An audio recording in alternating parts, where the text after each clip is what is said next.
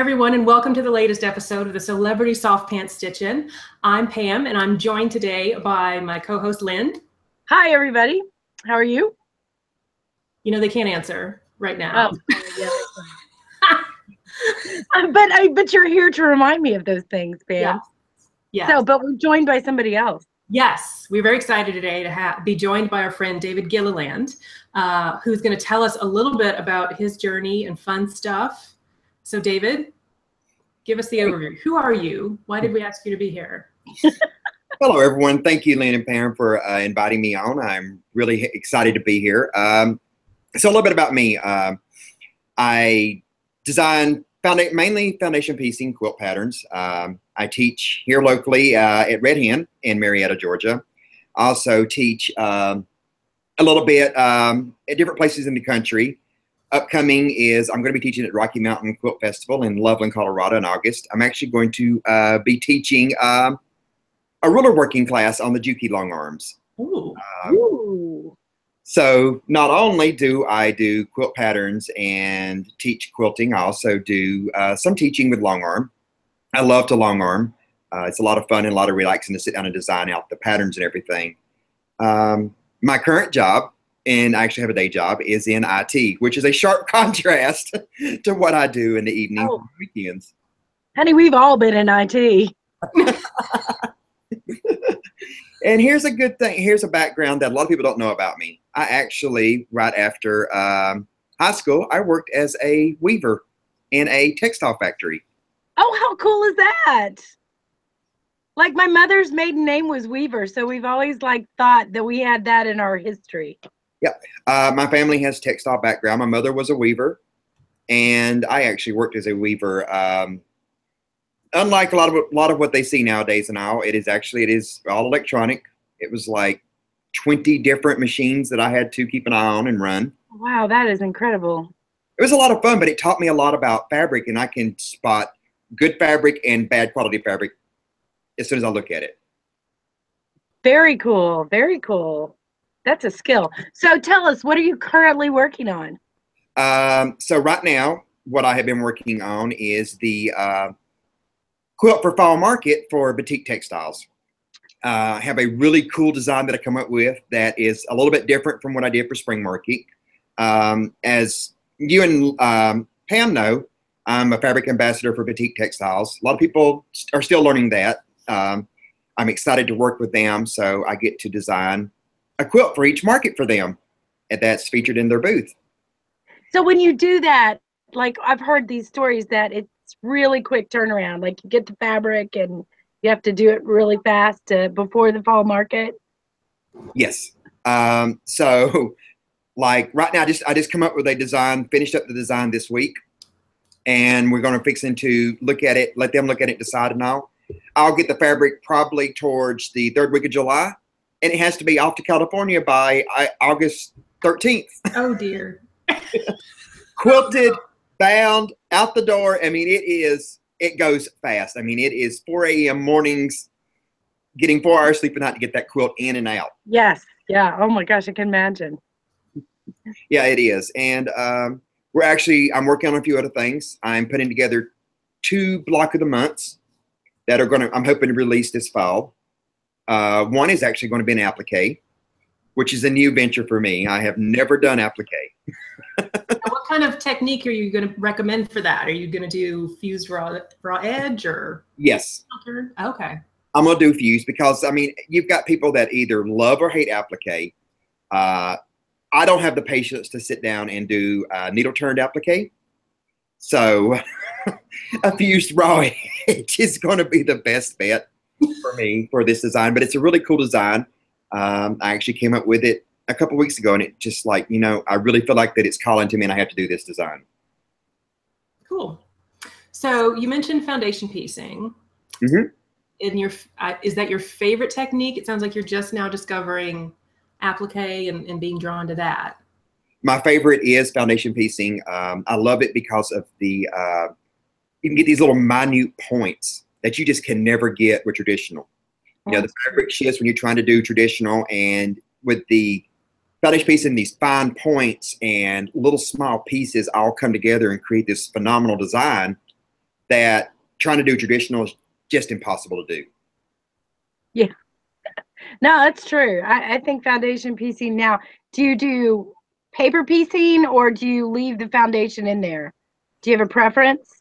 Actually, what I have is there's two different ways I teach when I do with my patterns and all. If it's a wall hanging that is not going to get a lot of use and a lot of laundry, you can leave the material that I have mine printed on in, because that's a big thing that people hate is tearing it out. I hate it. It takes hours and hours to tear out the paper when you're doing a large quilt.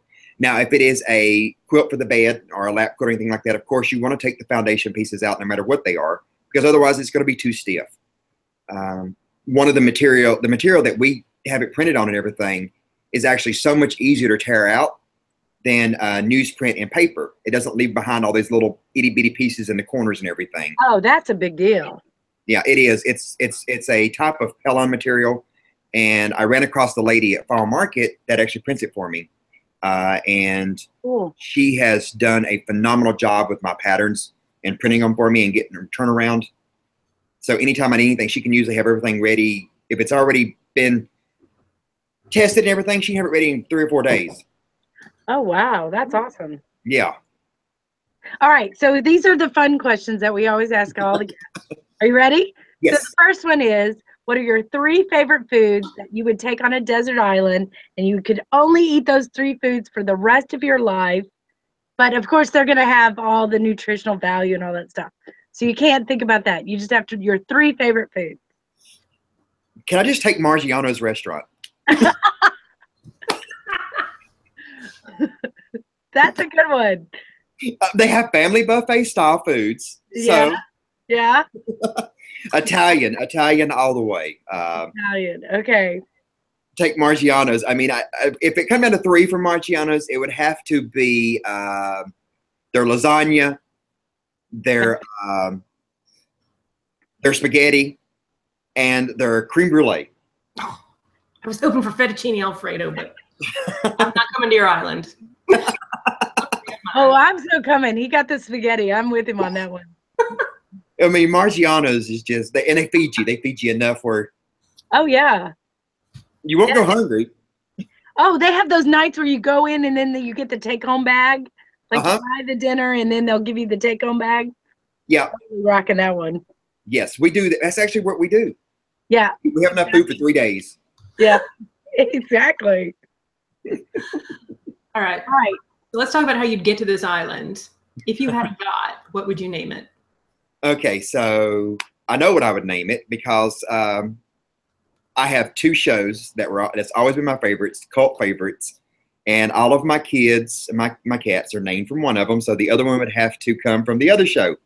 And you may know it, you may not. The yacht would be called P3. P3. Oh my gosh, I don't know this. I feel bad. Do you know it, Pam? I know there is an applique designer that goes by P3 Designs. The show is actually Charmed. Oh, Charmed. Oh man, I didn't watch that show. The closest I've come is Buffy. Huh? Charmed. It's like pre-charmed. Buffy is my other cult favorite show. My kids and even my long arm is named from Buffy. Oh, cool. All right, cool. We need to do a Buffy quilt, Pam. Do we? Yeah. It's just gonna have a big black hole in the middle of it where all the evil comes out. Now, see, now I have to be involved in that quilt. Okay. We could do a Stitch David collaboration with a big black hole. All right. So what's your favorite? I mean, I know you probably never make mistakes on your long arm, right? But sometimes when I make mistakes, I use non-cuss words. So what's your favorite non-cuss word? My favorite non-curse word would have to be dang it. Dang it. I use that one. I do use that one. Yeah. That would be, yeah. Dang it. Say the others that I use when I make a mistake. The others that you use may be really cuss words, right? Yes. I put a lot of nouns in front of the word nuggets. So like fudge nuggets, crab nuggets, like nuggets are inherently funny. Yeah. Okay. The rest are chicken nuggets, and then they're tasty. Just saying. Maybe. I've seen some nuggets that are not. I'm just saying. Well, that's true. You got a point there. Yes. So, when you're designing all your fabulous quilts, David, what do you like to listen to or watch? We know Charmed, obviously. We know Buffy. But what do you tend to listen to while you're stitching or creating? I am actually surprisingly, and I think some people may know it, some not. I have very eclectic taste. It could be one day, it can be country music. It can be Dolly Parton and Reba and Taylor Swift and any of those. The next day, it could go to dance or pop, and even all the way up to heavy metal and Hair Nation. Hair Nation.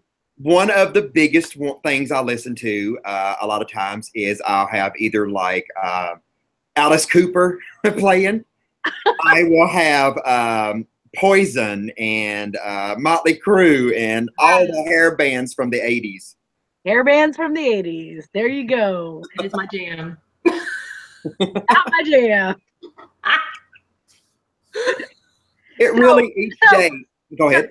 David, you listen to music before you like have a TV on or whatever? Music is predominantly what I do. Okay. TV shows, very rarely. Right. Okay, cool. Predominantly, it's music always in the studio. There was a bug on me. Did you guys see that? It was a total bug. Freaked me out.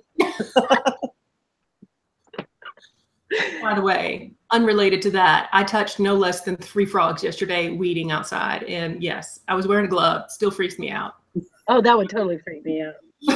So speaking of frogs, I'll give you a funny story. Okay.